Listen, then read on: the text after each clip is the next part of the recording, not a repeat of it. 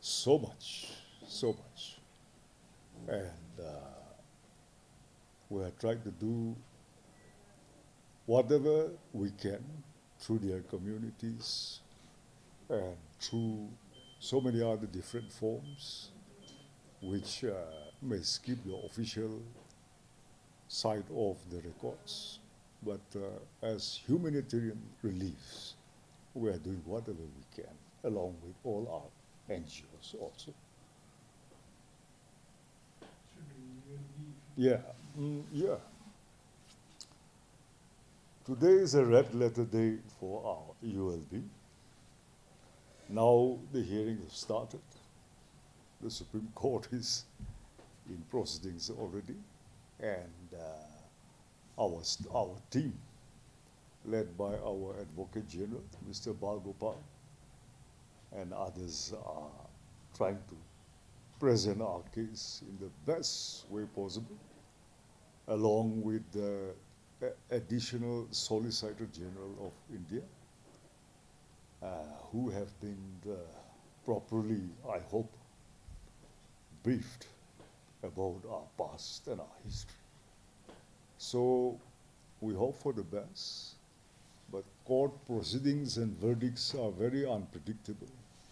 They suddenly, at the last moment, change the slot. They prepone or postpone to the evening or the next day. So hearings cannot be certain. But we hope if it has been heard, then by late this evening, we hope to know something about the fate of our ULB. But under no circumstances we even doubt for a moment that the Supreme Court of India will not do justice for whatever we have pledged to them. Yeah, we hope. Whether the process for, as you have already repealed the 2001 Act, whether the new process has started or not to find a new act, Officially, as law-abiding citizens, we have to adhere to the norms, so we cannot start before the highest court decides on our fate, officially.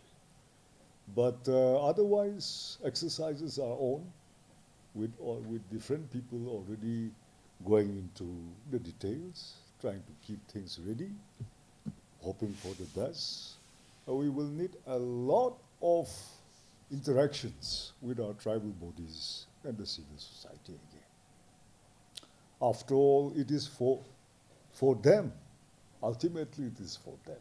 Whatever rules, whatever regulations we bring out, it is going to affect the people, the general mass. So we have to walk all these guidelines, these regulations and rules with their consent. I keep repeating, but it is a people's government.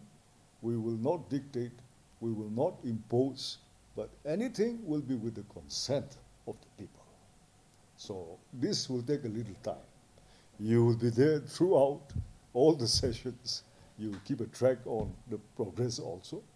So let us help each other to find an amicable, a unanimous decision on this. Yeah. another issue, sir, yesterday it was notified the formation of the group on petroleum and natural gas.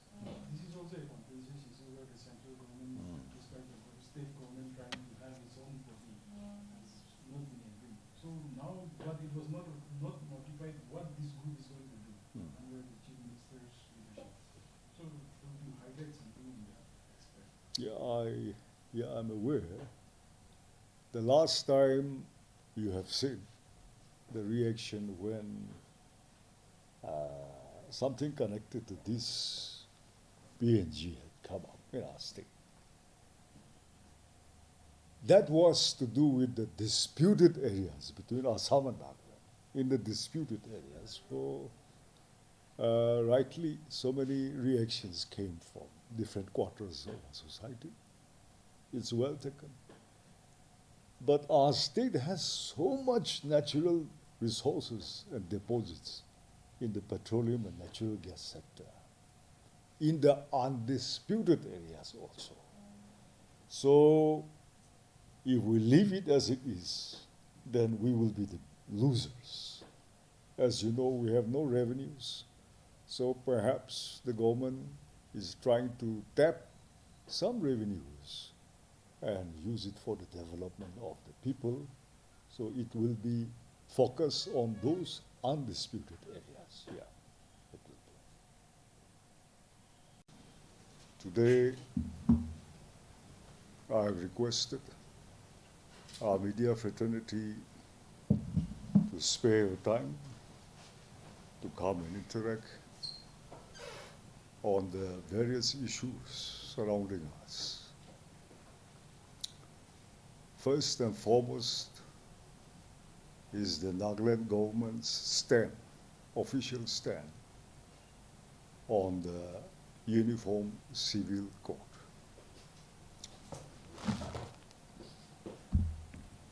The 22nd Law Commission has notified on the 14th of June, giving us a 1 month's time up to the 14th of July, but they have extended the period seeking opinions and responses of the people of this country. They've extended it up to the 28th, which will expire in a few days from now.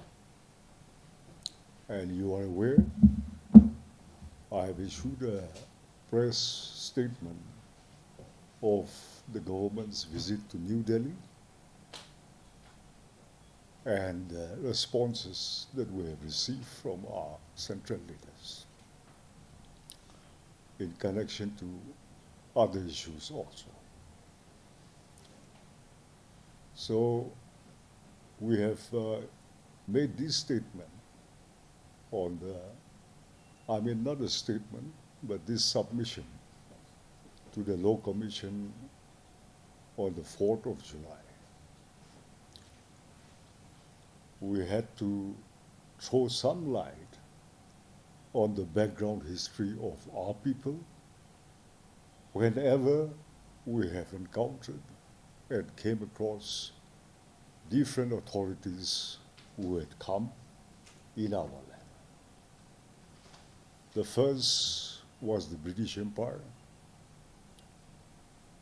in the middle of the 19th century, and how after stiff resistance from our people, our ancestors, after so many lives were lost, so many battles were fought on both sides, we have lost precious lives. Finally, with a No More Wars treaty, we have had a peaceful situation in our land, and understanding was restored, and we have been working with them for some time. From then on, they were the first people to have set foot in our land. We have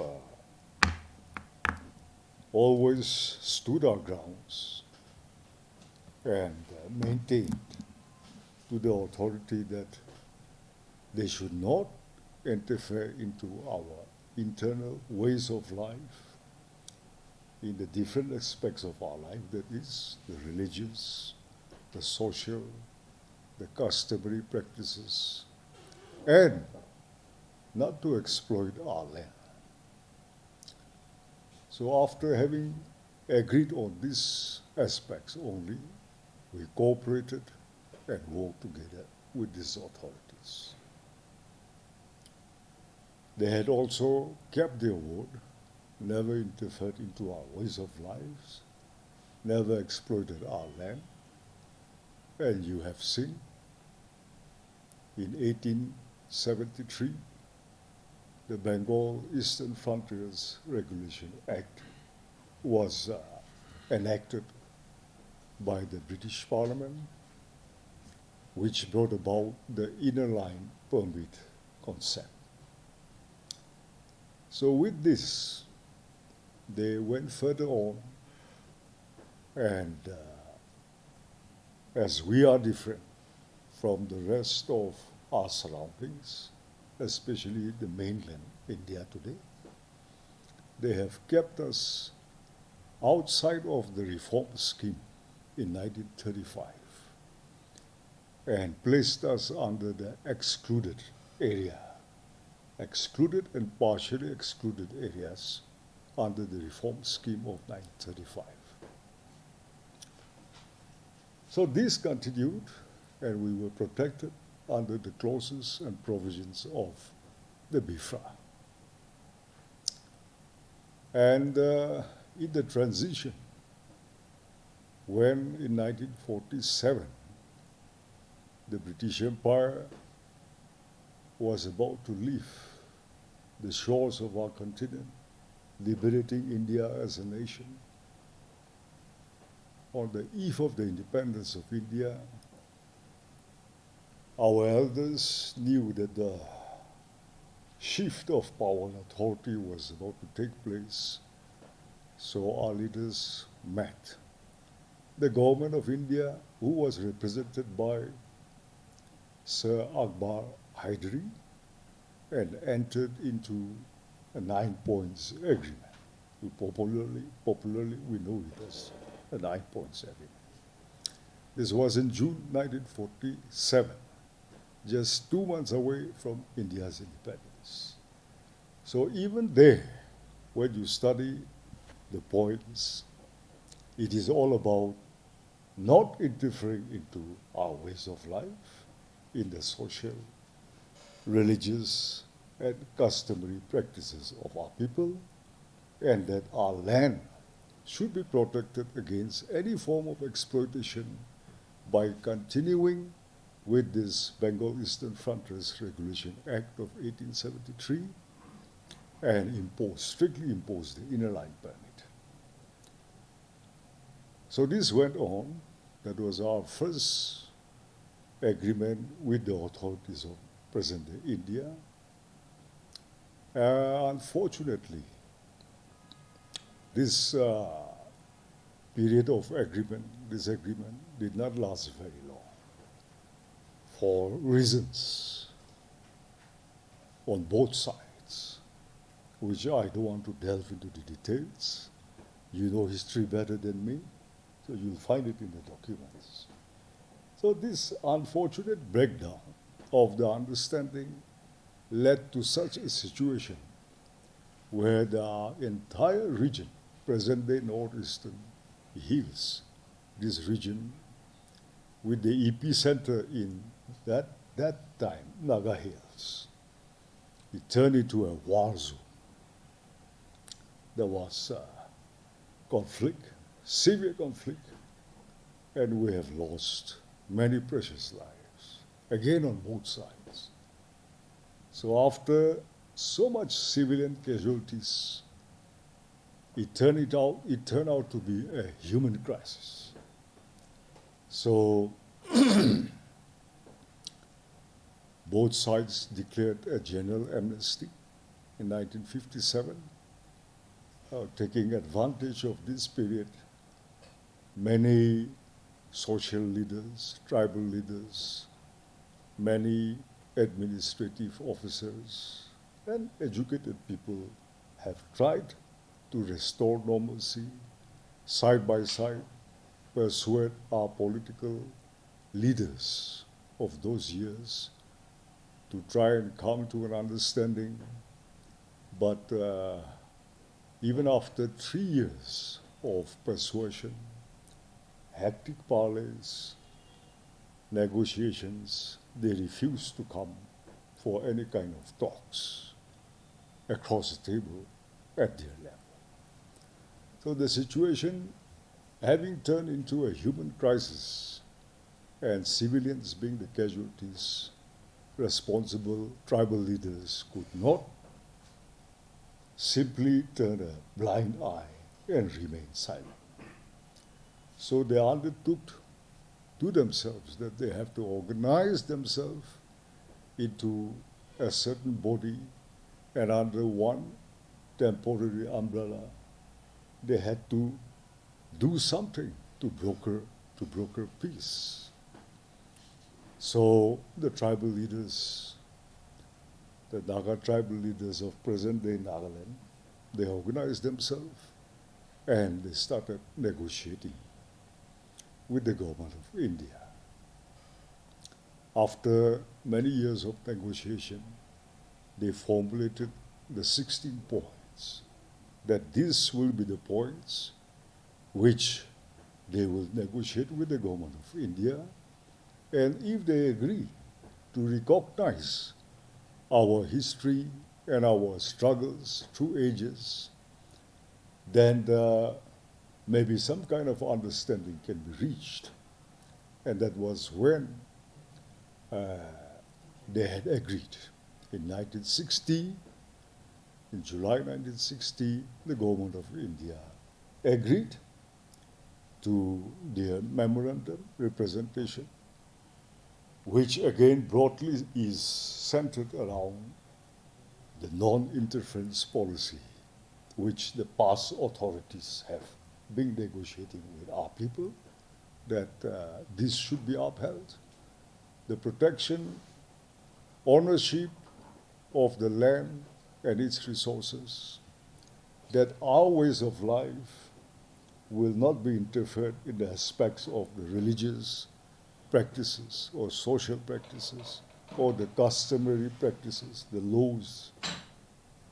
This will be respected, and that no act of Parliament of India will be imposed directly on us unless the State Assembly of Nagaland, by a resolution, so decides to endorse. Now, that was the understanding.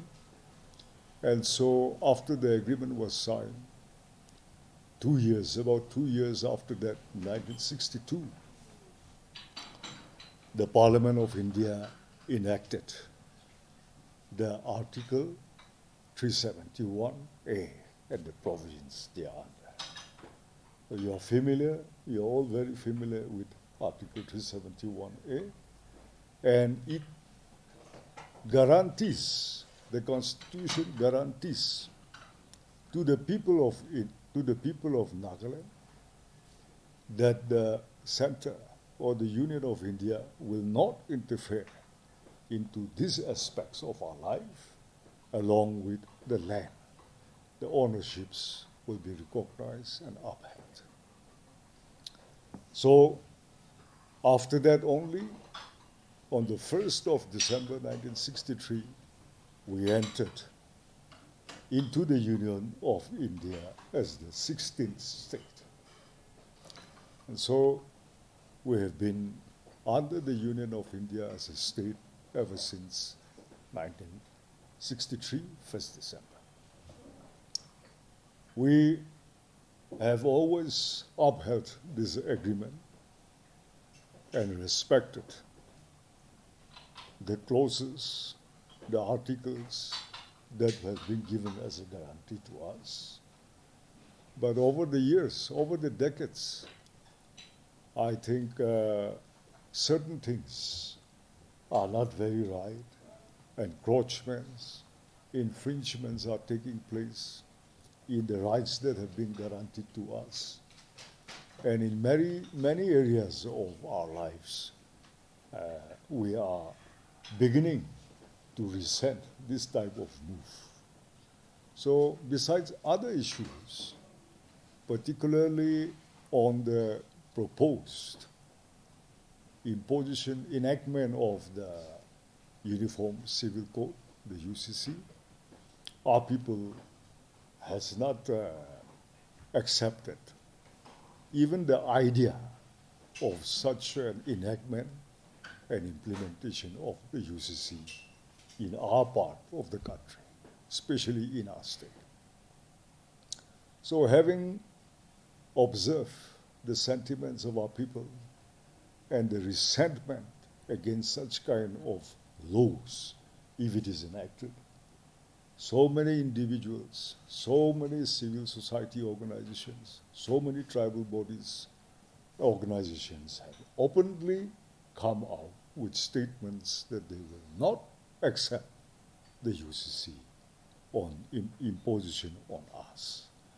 So after observing the sentiments of the people, the government of Nagaland today have found it necessary to place on record our own stand to the 22nd Law Commission dealing with this UCC. So that is where, as earlier I was citing, those aspects of our history had to be brought out again and presented to the present day generation of leaders, executives in the judiciary, in the legislature, and in the executives also. The first generation of the Indian leaders knew our situation because it was during their time that so many things have happened. All those which I narrated have happened. But we have realized that the second and third generation are not aware of things in this far corner of the country unless we throw some light on it and bring it in front of them again. That is why, in a very brief manner, in a nutshell, we have tried to present to them the realities of our history and the situation today. So the government stands by the people, and we have clearly mentioned there that we have so many other problems confronting us. In our 60 years journey as a state, it has not been an easy task. Successive leaders, successive governments have come and gone. And when we study our surroundings, we have so many internal as well as external problems confronting the state. So it would do well, the center would do well if they don't bring in so much more issues again to compound the situation with which the government is just managing. It's just managing. Ours is a very small state, one of the smallest states in the country, because we have been bifurcated into 4 states in this country also. And we have been bifurcated by the McMahon line, the international boundary.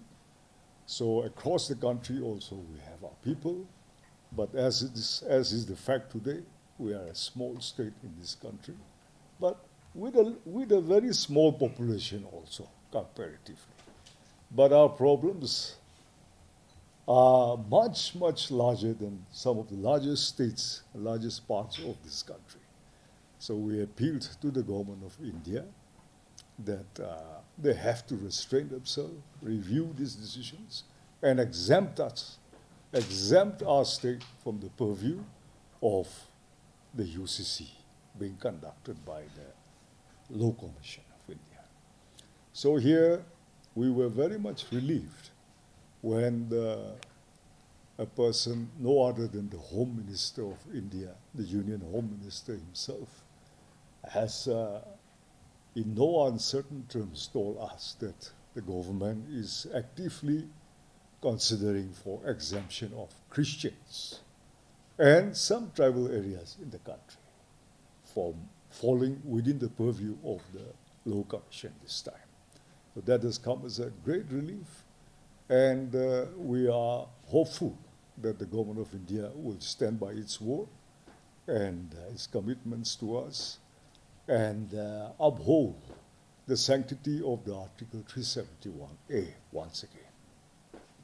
So I will be issuing you the official representation which we have made to the Law Commission. I will be giving you a photocopy each.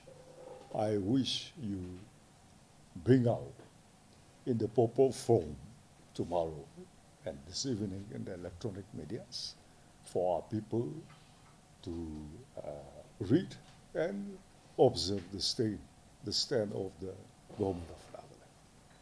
That issue will end here. I forgot to bring it. I kept it at the top. In the rush, I forgot, so I'm just sending home here to bring it here. anything you want to? So anything Ask on you. the EMPO?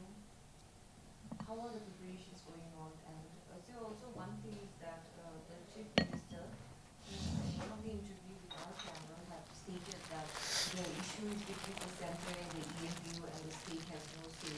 But now we can see that the state is going in as a third party in the talks. So some people are not very pleased of the eastern region on the entire cabinet for the first time leaving for Delhi, along with the speaker. Yes, that is another issue which people want to know. And as you have rightly pointed out, prior to our visit in Delhi, say June, July of this year, it was a bilateral talk only, purely between the ENPO and the Ministry of Home Affairs, the MHA. And nobody meddled into it or interfered into the negotiations that were going on. But you will agree, whether it is Eastern, Western, Northern or Southern, it is a part of our state. The geopolitical jurisdiction falls under the government of Nagaland.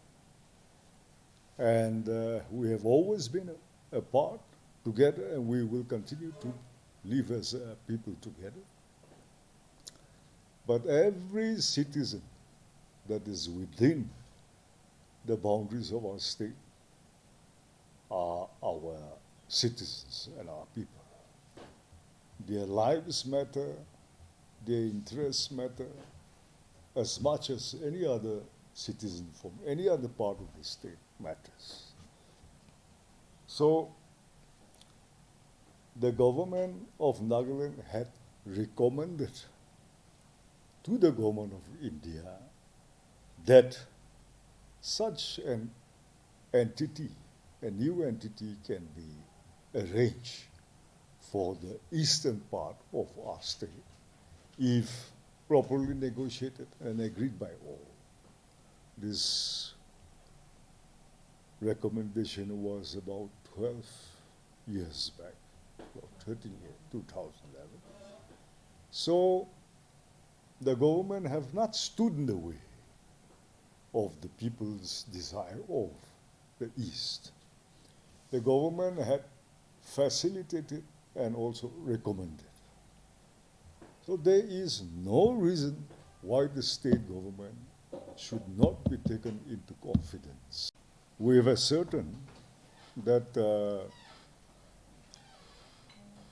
they have more or less discussed all those nitty-gritty other things which might not be too necessary for the center or the state to be involved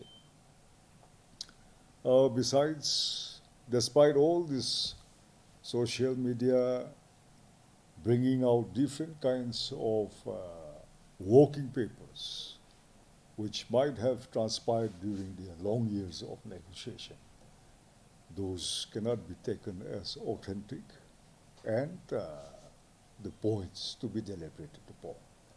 There are many which has to be filtered out, screened out, and only the issues which really matters will now form the basis of the talks in our approach towards a final agreement. So here, the period of conceptualizing the entire approach, the structure, the status is about to begin. And this is the intervention we have made. And from here on, whatever it might have been before, from here on it will be a tripartite kind of a negotiation. So here we will put in our heads together what they have discussed over the years and what they have brought out as the main points will figure in our discussions, and we will streamline our approach to find a final tripartite agreement. That is where we are. But before finalizing this tripartite kind of agreement, have you had any kind of informal sitting with government or ANP representatives? It's just about. We have intervened only in our trip to Delhi this time and expressed our position. So it will start now only. Yeah. Can we expect from next month, sir? Yes. They, Another thing is you're telling something about Article 371A that you need the government of India to uphold 371A. yeah. So if this arrangement comes, do you think that Article 371A will not be diluted? You see, let us go back again to history. When, prior to this 371A being enacted, that is December 1962, the tribal organizations which formulated the 16 points, leaders and tribal organizations from the present-day Eastern Nagaland were all there, except for a few newborn. They were all a part of it.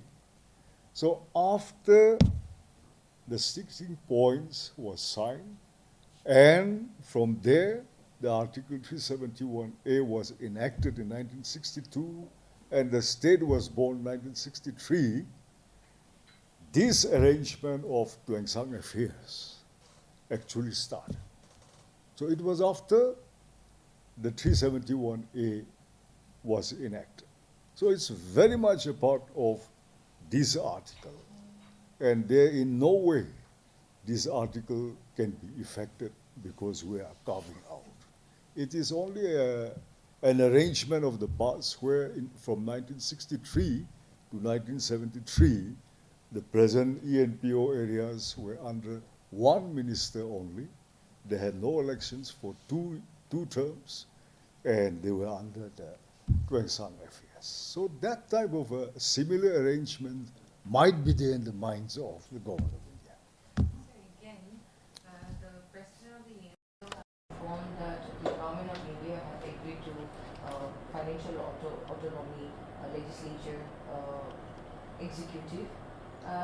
So there will be 40 seats and 9 nominated, so altogether 49. So, and also 47 departments to be included in this new arrangement. So, is there any hesitation from this present government on this agreement? Although it has not been finalized, but it is gaining the point. So, See, when we have not yet been a part of the talks, we cannot say on the either way whether we accept or don't accept, because these things will start to be points and issues to be deliberated in the tripartite talks.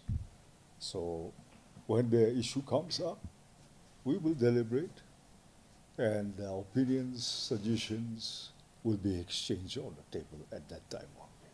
Yeah. So according to your points, that almost in the final stage, only name said you are going to sit as a tripartite to streamline or whatever, filter out, then come to the points that matters to the end. So what about the fate of the 20 MLAs in India? What will be their fate? Interesting. It's in the mind of everybody. So I won't say it is in the final stage. In fact, the final stage is just about to begin. You know, when you construct a road, when you're about to construct a road, the engineers and the locals first make an alignment, the road to be followed. So they clear the jungles, fell the trees, remove the stones, and dig a small footpath along which the levels or the turnings where bridges, where culverts will be, how high it is, the altitude and the length. Everything is being done there. That's a nasty job, the first. So I would say that is the negotiating period, which is on the verge of completion. So now the actual digging, by machines or men, of the size and the height and everything will begin now only. So this is the concept node. The alignment is about to be over. The concept node is about to start being written, the contents. Then comes the DPR. Then comes the flooding of tenders and awarding of the contract works and the execution. So we hope it will not take too much time if all sides agree. But that is what I'm trying to, explain to the press. Another thing is the moment this agreement is taking place. So those our Naga undergrounds belonging to that region, so we heard that the Home Ministry is asking them to surrender. No. No. You see, that's why I say we have to fit out to the people the most correct and authentic reports only. We cannot promote rumors, street talks, market talks, you see. So somebody somewhere got hold of some working papers. Working papers, you scribble anything, you write anything, whether possible or not possible, you ask, you demand, exchanges are there. Somebody got hold of something like that, maybe, and have circulated, which has given a very wrong impression.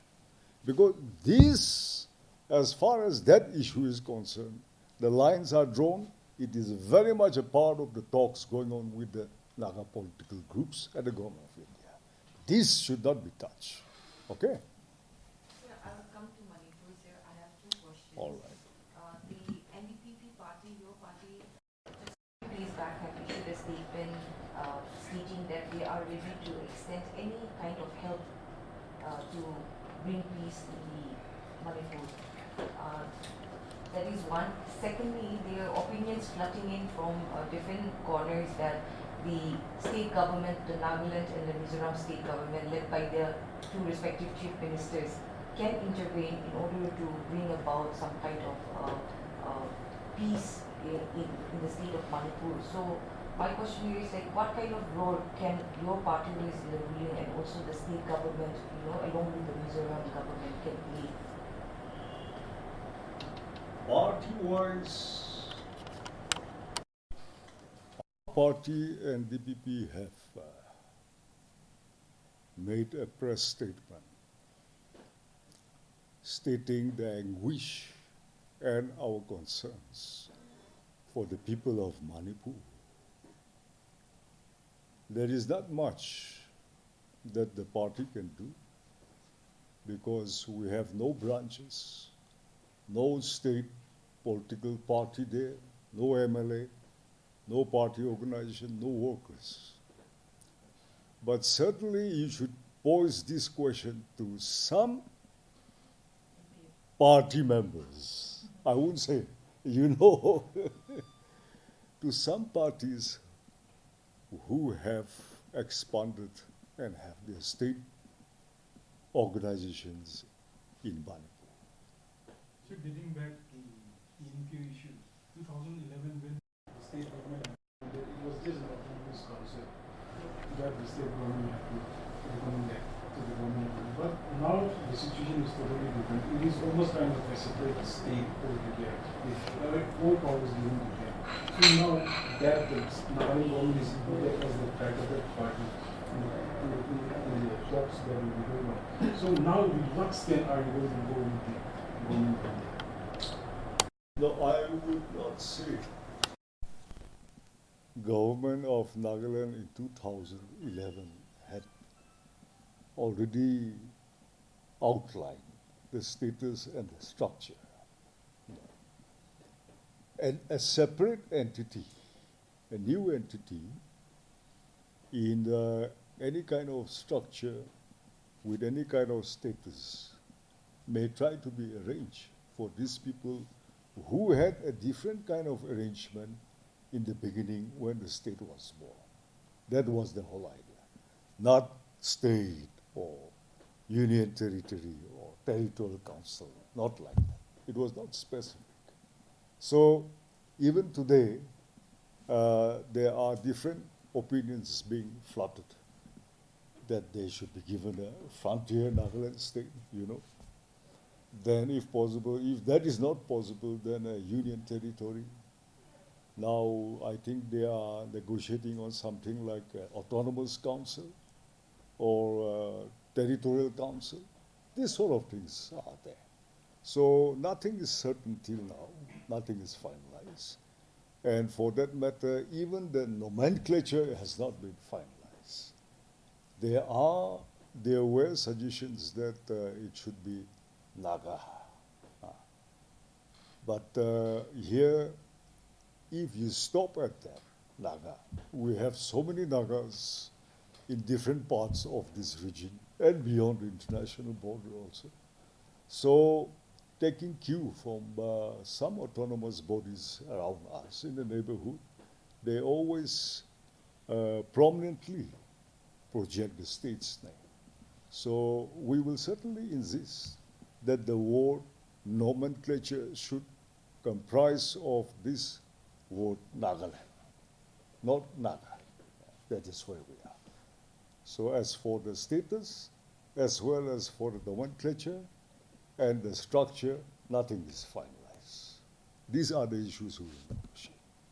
Yeah. Can you update us something about the municipal or the court case that is going in the Supreme Court on the municipal and town council act? Municipal and town, our ULB. Yeah, you will- Yeah, that's an old issue which we have discussed earlier. yeah, that's- I'll just complete the first question about Manipur, okay? okay.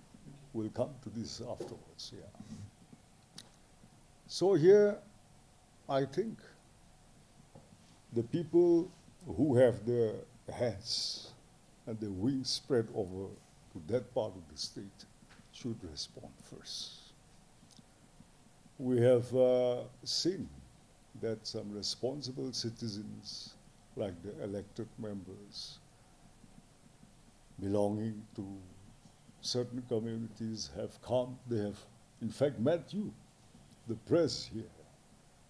But I don't see much reason why they should come to another state to speak about their own state. Here, maybe it is because of the networks. Unless it is for that, I don't see much reason why they should bring their problems into another state. And for us, you see, the cause is something different. What caused all this situation? We go back to the Genesis. It is all about the ST status. Now, there are so many opinions which can be expressed from different directions. But that is ethnic oriented, communal oriented. So the cause is different. It may be right, it may be wrong. In the eyes of different people, different opinions. There we have nothing to say. And we leave it to the government of the day to handle, tackle, and manage their own situations. We are only a state. We cannot advise, lecture another state to manage its affair. We cannot. But that's a different thing, the cause. Where we come in is the means to achieve that cause. You know, the means. Whatever may be the cause they are pursuing or trying to achieve, the means that they are adopting cannot be accepted. Cannot be accepted. And on one incident only, all the papers are screaming. But so much more has happened before and after that also. The unfortunate case of some women folks being outraged, the modesty being outraged, it's really inhuman. It's a crime against humanity altogether. And we don't care which part of the world this happened and for whatever reason it has happened. But this is not acceptable. Are the perpetrators human beings or not? That is our question. Those who have assaulted the women's, raped the women's, outraged their modesty, are they human beings or not? That is the question. So we should leave no stone unturned. They deserve no judgment also. Justice, I mean. They should be hunted down to the end of the world and in a befitting way, they should be handled. No mercy can be shown. Let it be in this part of the world or in any other part of the world. In present-day civilization, this is not acceptable. It should never have room in any society. So we are concerned, we're extremely concerned, we're keenly observing. Unfortunately, we don't have the powers to tell them what to do, what not to do. The government of Mizoram, I will not comment on what they are about to do, but as far as our government is concerned, I think we have not much. What do you say about the Prime Minister is not speaking in a single word except that incident? Well, you see, have you ever questioned him or put up this question when the outing incident took place a few years back?